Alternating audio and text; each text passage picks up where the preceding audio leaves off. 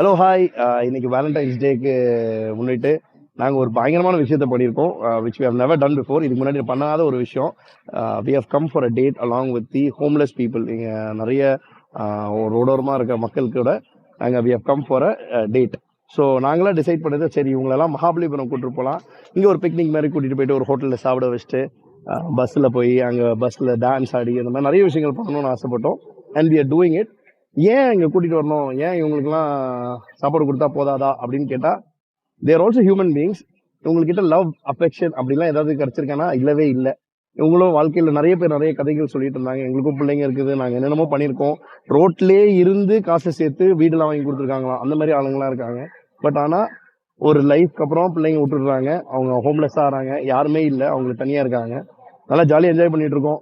ரோட்டோரமாக இருக்க கடையில் சாப்பிட்றதா இருக்கட்டும், நிறைய டான்ஸ் ஆடுறதா இருக்கட்டும், நிறைய விஷயங்கள் நடந்துட்டு இருக்குது. We are very happy.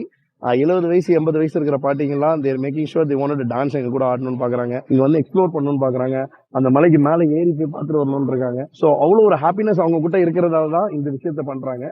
It's all because of the 35 rupees that you have given.